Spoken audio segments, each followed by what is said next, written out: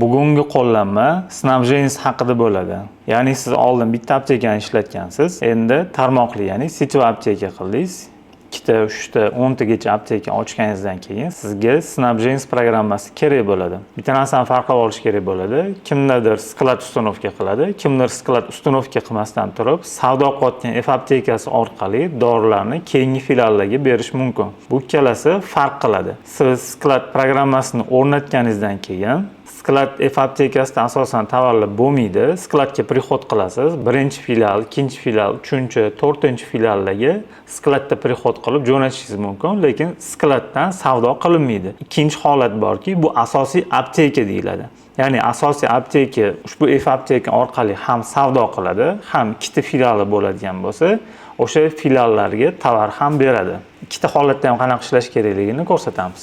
Birinchi holat skladli holat. Ya'ni ma'lum bir dori mahsulotini prixod qilib bo'ldingiz. Odatda bittali apteka bo'lganingizda aktivatsiya knopkasini bosardingiz va F kassa orqali bemalol sotishingiz mumkin edi. Endi filiallarga jo'natmoqchi bo'ladigan bo'lsangiz, aktivatsiya knopkasini bosganingizdan keyin ushbu nakladnoydagi hamma dorilar faqatgina bitta filialga tegishli bo'ladigan bo'lsa, aktivatsiya knopkasining yonidagi zabrat knopkasini bosamiz. Ushbu nakladnoyning hammasi faqat filial 1 ga tegishli bo'ladigan bo'lsa, filial 1 mishkan chap knopkasini 2 marta bosish orqali tanlab olamiz, nakladnoydan chiqamiz va расход reyestr bo'limiga kiramiz.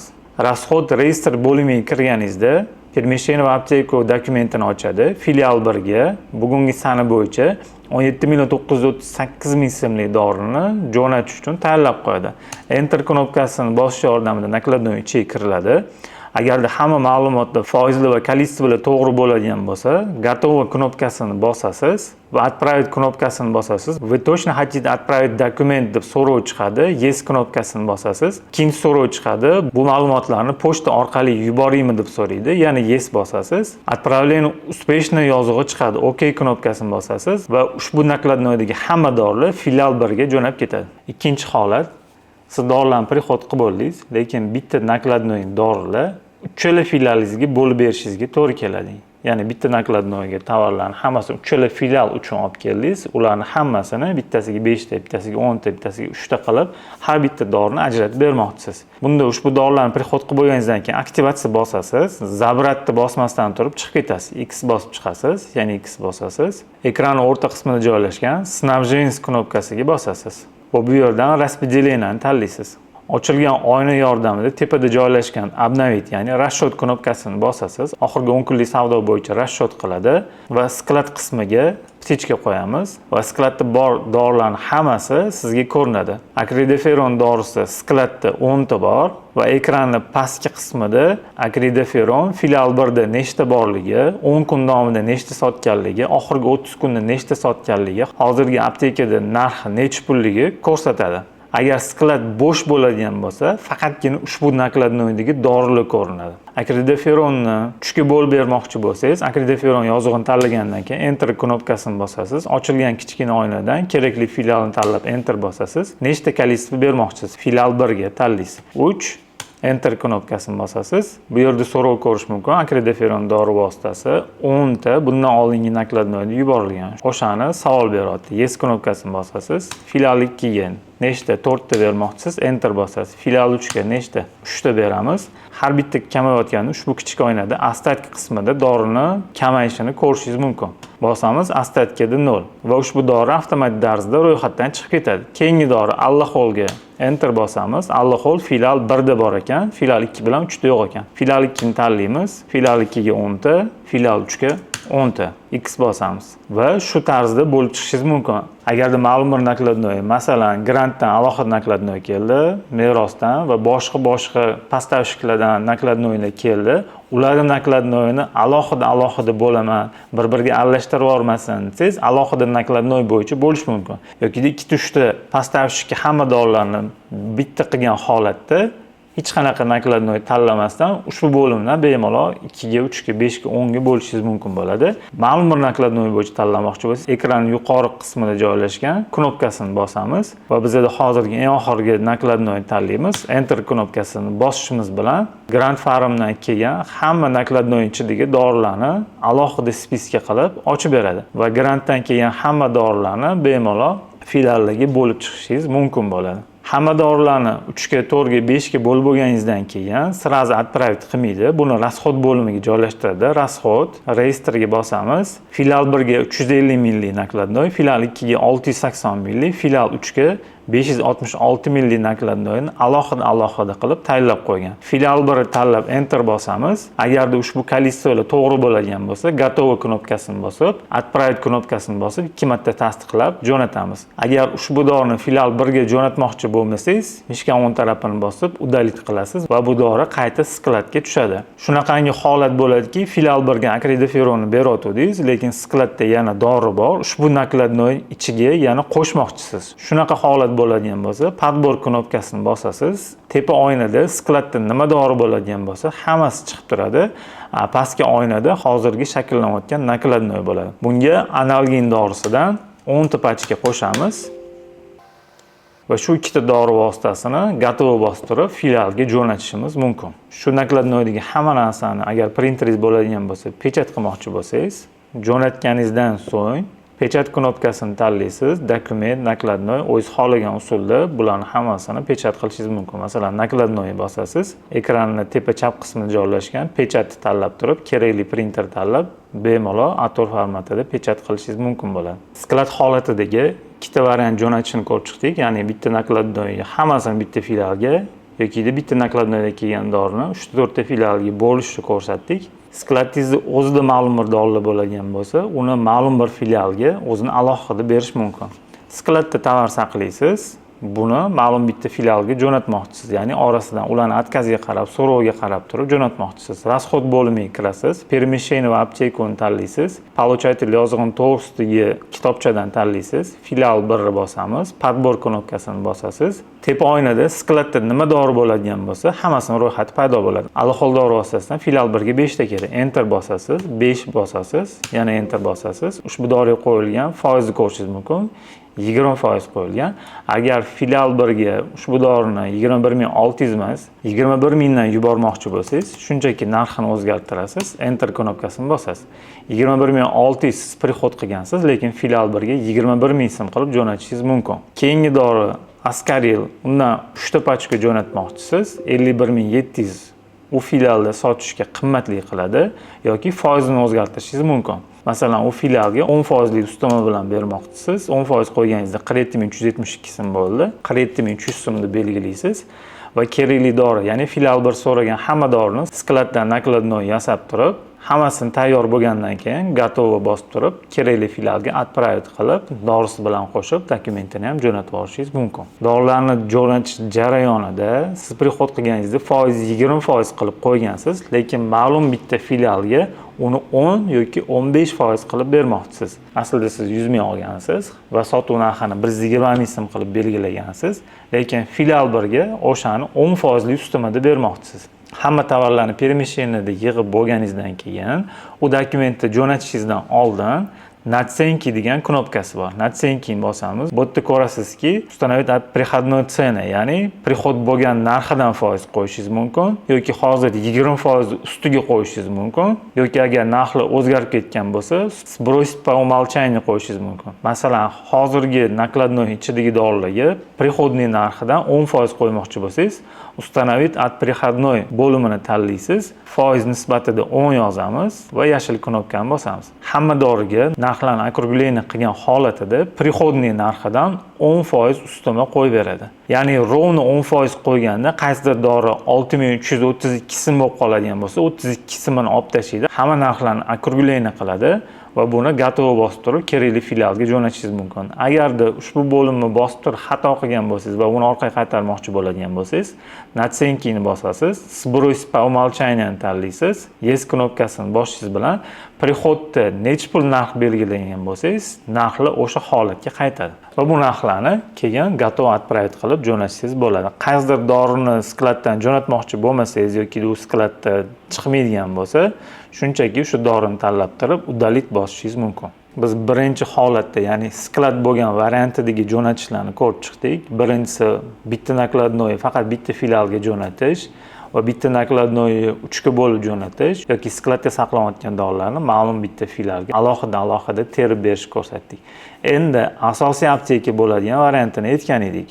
Ya'ni asosiy aptekada ham savdo qilinadi, ham prixod qilinadi, ham filiallarga ushbu asosiy aptekadan jo'natiladi. Ya'ni sklad bo'sh turmaydi. Ushbu aptekada savdo ham qilinadi. Ushbu holat bo'ladigan bo'lsa, bu yerda ham ikki xil variant bor. Birinchisi ko'rsatib o'tganimizdek перемещение apteka. Перемещение aptekaga kiramiz. Kerakli filialni tanlaymiz, podborni bosamiz. Kerakli filialga qaysi dorini bermoqchi bo'lsangiz, ostatkingiz katta bo'ladi asosiy aptekada. O'sha dorilarni enter bosgan holatda kerakli kolичествоlarni yozib, ya'ni ularga nechta kerak bo'ladigan bo'lsa, hammasini yozib spiska tuzib chiqamiz. Va ushbu dori mahsulotlarni hammasini ro'yxat bo'yicha yig'ib, gatovo bosib, отправить qilamiz va asosiy aptekadan keyingi filialga jo'nab ketadi. Ikkinchi holat, aptekaga kirmasdan turib, savdo kassasi yordamida ham kerakli filiallarga tovarlarni jo'natish mumkin. Ya'ni asosiy apteka bo'ladigan bo'lsangiz. Kassada ishlab turgan holatda yaxshi lifehackni o'rgatamiz. Bunda filialga kerakli bo'lgan dorilarni hammasini yoningizga olib kelib olasiz. Через skaner dorilarni o'tkazasiz.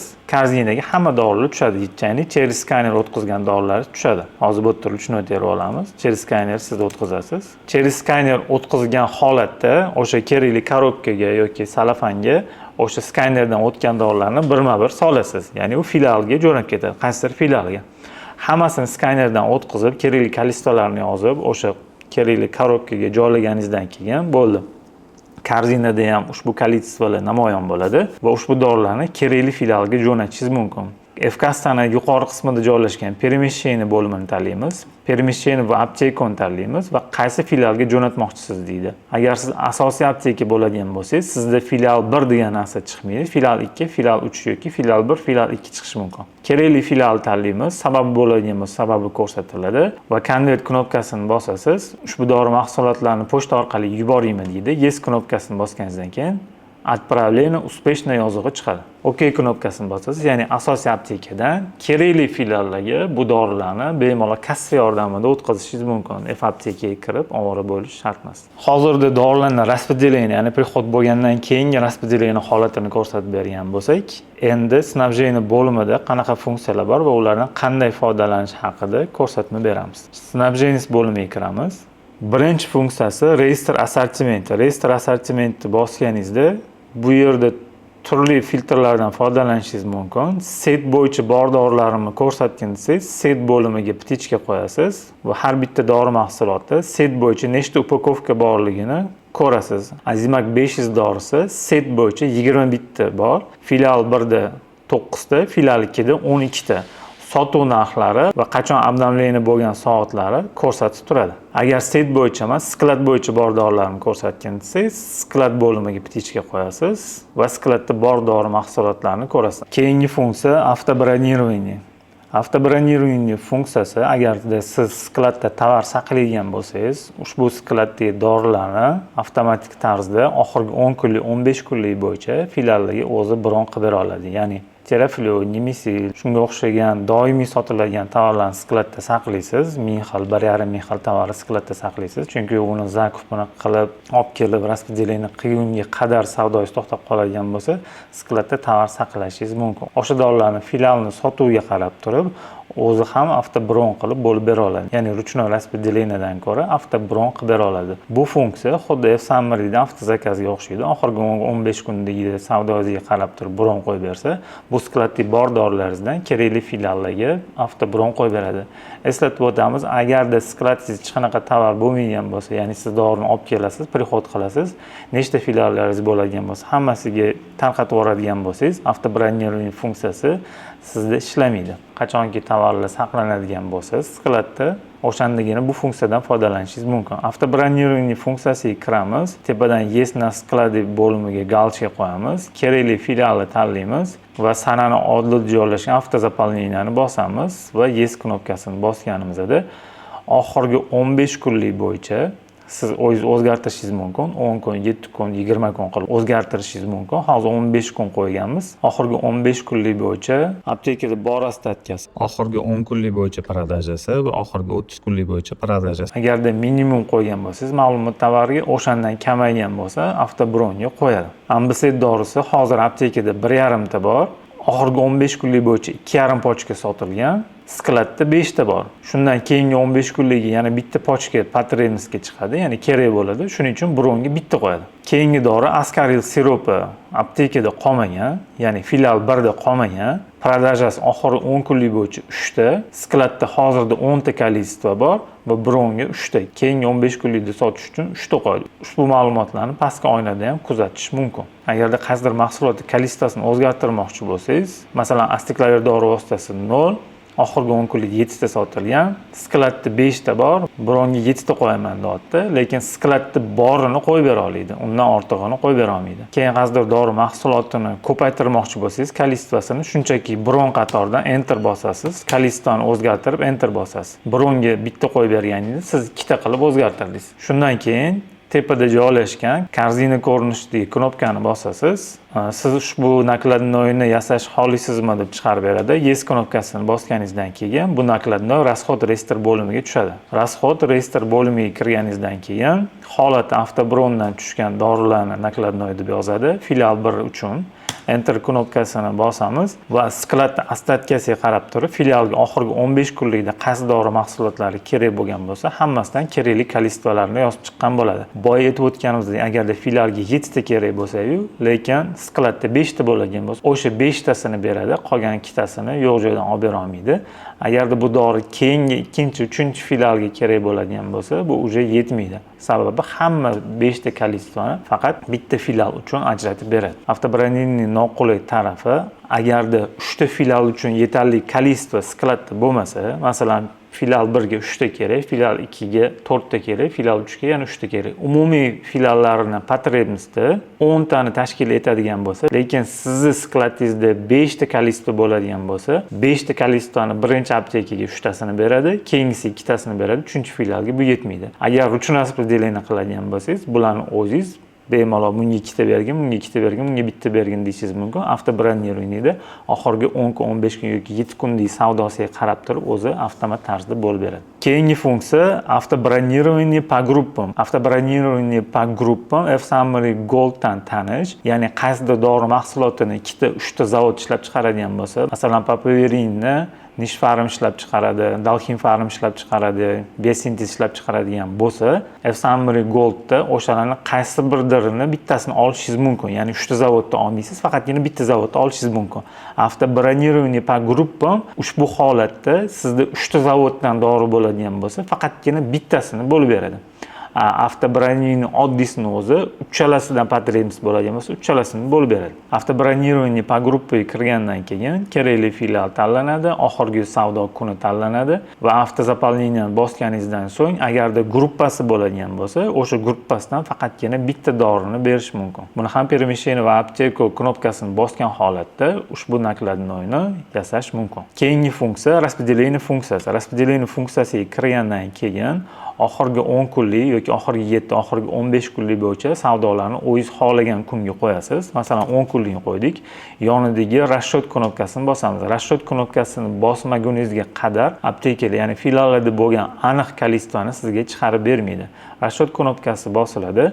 Bundan keyin yonida filtrlar bor. Set bo'yicha bo'lsa, setni bosamiz, yes, ya'ni set bo'yicha bor dorilarni chiqarib bergin desangiz, sizda set bo'yicha bor dori mahsulotlarini chiqarib beradi. Avtori dori mahsulotidan set bo'yicha 6 ta bor. Bu 6 ta kolичество filial 3 ga tegishli. Sotuv narxi oxirgi 10 kunlik sotuvi, oxirgi 30 kunlik sotuvsi Patremisda agar отказ yozilgan bo'lsa, откazini chiqarib beradi. Ba'zi bir dori mahsulotlari umumiy setda bor, 8 ta pochkadan oshiq bor, filial 1 da 4 pochkadan oshiq, filial 2 da ham 4 pochkadan oshiq. Oxirgi 10 kunlik savdosi, ya'ni tepada belgilaganmiz 10 kunlik savdosi.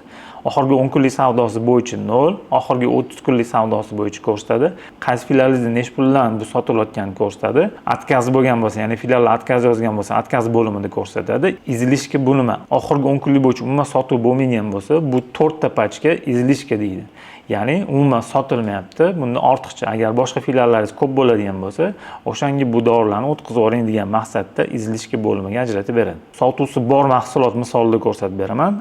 Arzimak dori vositasidan 9 ta pachka hozirda filialda bor, filial 1da. Oxirgi 10 kunlik bo'yicha 3 ta sotilgan, oxirgi 30 kunlik bo'yicha 10 ta sotilgan. 6 tasi bu filialda ortiqcha deyapti. Buning sababi har 10 kunda 3 ta sotilayotgan bo'lsa, demak unda ortiqcha 6 ta kolичество bor. Buni kerakli bo'lgan filialga перемещение qilib bering degan ma'noda izlishga qatorida ko'rsatadi. Endi yesdan galchkani olib tashlaymiz, netga qo'yamiz. Ya'ni set bo'yicha yo'q dorilarimni ko'rsatgan desangiz, bu qachondir setda bo'lgan, lekin hozirda set bo'yicha umuman bu doridan tugab ketgan dori mahsulotlarini ko'rish mumkin. Abenol dori vositasi qachondir bo'lgan, lekin hozir umuman set bo'yicha bu dori vositasi yo'q. Abifer ukoli ham bo'lgan set bo'yicha, lekin hozir bitta ham setingizda bu dori yo'q. Keyingisi esa sklad bo'yicha tekshirishingiz mumkin. Sklad yes knopkasi bosilgandan keyin filtr yordamida skladda nima dori mahsuloti bo'ladigan bo'lsa ko'rsatadi. Akridoferon astatik na skladi qatorida 10 ta ko'rsatyapti va astatik paseti, ya'ni filiallaringiz bo'yicha 15 ta kolичество va pastki bo'limda umumiy kolичествоlarni kuzatishingiz mumkin. Skladdan pitichkani olib tashlaymiz, setga qo'yamiz, потребностьni bosadigan bo'lsak, kolичество ko'rsatadi. 196 ta dori vositasi filiallaringizga kerak deb hisoblanadi. Agarda u skladda bo'ladigan bo'lsa, skladda belgilaysiz. Unda 22 ta dori vositasi, ya'ni skladda bor dori vositalaridan filiallaringizga keraklisini ko'rsatadi. Askaril dori vositasi avtobronированиеdan ham chiqdi. Kolичество 0, oxirgi 10 kunlik bo'yicha 2 ta sotilgan, потребностьga ham 2 ta chiqadi. Agarda qaysidir filialingizda sotuv bo'lmayotgan bo'lsa, u aptekadan перемещение qilib berishingiz mumkin. Filial 3 ta 5 ta kolичество bor. Hozirgi 10 kunlik, ya'ni oxirgi 10 kunlik bo'yicha savdosi yo'q. 5 ta pochka bunda ortiqcha deyapti. Pulni ortiqcha zayn qilgandan ko'ra shu 5 ta kolичествоdan 3 tasini filial 1ga berish ma'qul hisoblanadi. Agarda skladga olgan bo'lsangiz, ushbu dori vositasidan bemalol bo'lib berishingiz mumkin. Skladdan pitichkani olib tashlaydigan bo'lsangiz, set bo'yicha kerakli потребность chiqargan dorilarni ko'rsatadi. Потребность qatorida ko'rasiz, askaril tabletkasida 3 ta kolичество kerak deyapti. Qaysi filialimga kerak desangiz,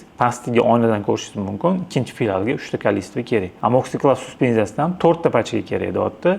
Bu birinchi filial va ikkinchi filialga 2 ta pochkadan kerak deb hisoblanadi. Bu F-Summary-dan tashqari потребностьlarni bilishga sizga yordam beradi. Va tepada joylashgan papka orqali kerakli поставщикlarni dorilarni распределение qilishda videoni boshida ko'rib chiqdik. Keyingi funksiyasi распределение возврата. Распределение возврата bu kelib tushgan vazratlarni bo'lib berish funksiyasi hisoblanadi. Ma'lum bir dori mahsuloti filialdan qaytib kelgandan keyin ularni boshqa filiallarga bo'lib berish ham mumkin yoki-da aktivatsiyasidan olib turib, uni skladga qaytib tushirib olib, распределениеdan ham tarqatish mumkin. Keyingi funksiyasi kontrol referentni tseni. Kontrol referentni tseni bo'yicha alohida video qo'llanma tayyorlaganmiz. Uni YouTube kanalimizdan bemalol ko'rishingiz mumkin. Ya'ni filiallar bo'yicha dori mahsulotlarini referent narxini tekshirish va ularning narxini tushirishdan foydalanishingiz mumkin bo'ladi. Kerakchilikni filiallaringizda qaysi dori bor va nechida yangilanganligi haqidagi ma'lumotlarni tekshirishingiz mumkin. Ma'lum bir dori mahsulotini yozasiz. Kerakli dori mahsuloti enter knopkasini bosganingizdan so'ng ushbu dori mahsulot filialingizda nechta bor, qachon yangilanganligi haqida ma'lumotlarni ko'rishingiz mumkin. Keyingi funksiyasi перераспределение. Ma'lum bir filialingiz, masalan, filial 3 ta bitta dori yaxshi ketmayapti, lekin xuddi o'sha dori filial 1 da yaxshi ketyapti. Oxirgi 30 kunlik, oxirgi 40 kunlik bo'yicha filial 1, masalan, Azimak dori vositasini yaxshi sotyapti, lekin filial 3 da kerakli miqdorda sotilmayapti. Filial 1ga pulni zayn qilib yana zakup qilib bermasligingiz uchun filial 3 dan o'sha sotilmayotgan kolичествоni filial 1ga olib bering degan ma'noda отчет chiqarib beradi. Ushbu отчетdan foydalanib, ortiqcha pulni sarflamasdan turib, ketmayotgan filialdagi dorini olib, ketadigan filialga berish haqida Excel'ni отчет chiqarib beradi. Bundan foydalanish uchun распределение funksiyasiga kiramiz va kun yozig'i turadi. Bu oxirgi necha kunlik savdoingizni hisoblab bering deb so'raydi. Masalan, oxirgi 30 kunlik savdo va yonida srok. Bu srok dorilarning srok hisoblanadi. Ya'ni перераспределение qilayotganda, masalan, iyun oyigacha, ya'ni keyingi 3 oylik davomida srokga o'tib ketadigan dorilarni bitta filialdan ikkinchi filialga olib berishi haqida Excel'ni отчет tayyorlab beradi. Agarda srokli dorilarni перераспределение qilmoqchi bo'lmasangiz, srok muddatini uzoq qo'yasiz. Hozirda 01.07.2026, ya'ni iyulgacha bo'lgan srokli dorilarni filiallar aro bir-biriga распределение qilib berish haqida отчет chiqarib bergan deymiz. Автозаполнениeni bosamiz va точно хотите рассчитать deydi. Yes knopkasini bosgandan keyin ozgina kutib turasiz.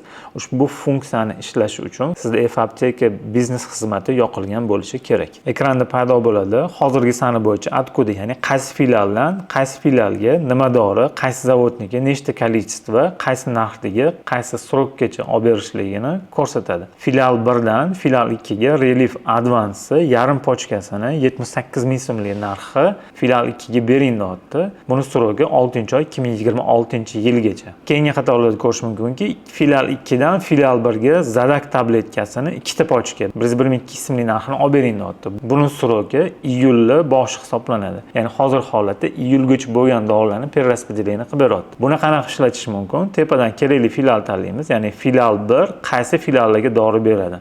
Atkuda qaysi filialdan, kuda qaysi filialga. Buni Excel'ni variantga o'girasiz. Excel'ni variant ochilgandan keyin ushbu Excel'ni variantda filial 1 ga berasiz. Ya'ni filial 1, filial 2 ga beradigan dorilarning ro'yxati va qancha kolичествоda qaysi srokligini, qaysi narxligini peremeshchение qilib berishligi haqida bitta nozik nuqtasiga e'tibor berasiz. Agarda filiallaringizda srok godnost bo'yicha majburiyat bo'ladigan bo'lsa, ya'ni srogi sotilmay qolsa, uni bo'yniga bo'lib qoladigan bo'lsa, birinchi bo'lib turib o'sha filialdan rozilik olish kerak. Sababi bu srogi tugagan dori boshqa filialga nagruska bo'lib o'tib, yanada uni qiyinlashtirmaslik uchun birinchi o'rinda bu dorilar boradigan filialga bu ro'yxatni berish kerak. Sizga ushbu dori mahsulotlari keladi, sota olasizmi yo'qmi? Agar 3-filial sota olmayman deydigan bo'lsa, birinchi filialdan ushbu dorini olib berishingiz kerak.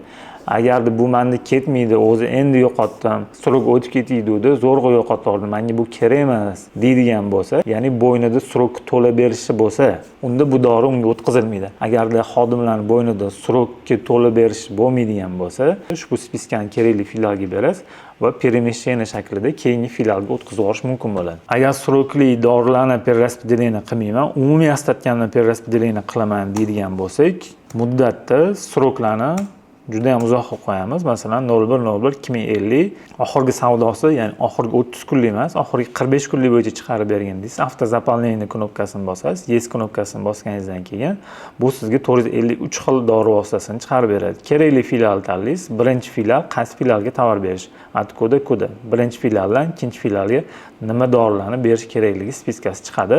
Nechta kolичествоdan Azithromycin 500 mg lik dorini birinchi filialdan olib ikkinchi filialga bering. 6 ta kolичествоda 46300 so'mlik sroki 01/03/2027-yilga deydi.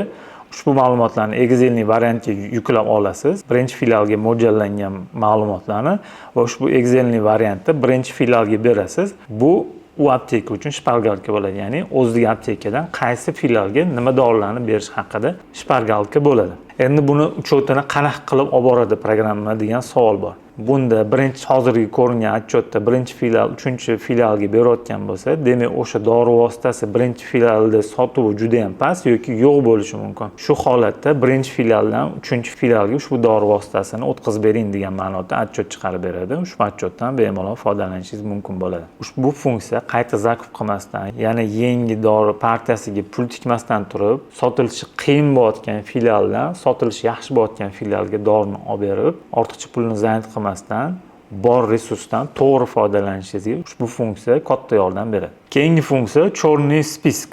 Черный список nima yordam beradi? Avtoraspределение ma'lum bir dori vositasini Черный спискga qo'yib qo'yadigan bo'lsangiz, ya'ni filial 2 uchun Azimak 500 ni Черныйga qo'yib qo'yadigan bo'lsangiz, avtoraspределение paytida Azimak dori vositasi filial 2 ga kerak bo'lsa ham avtoraspределениеga qo'shib bermaydi.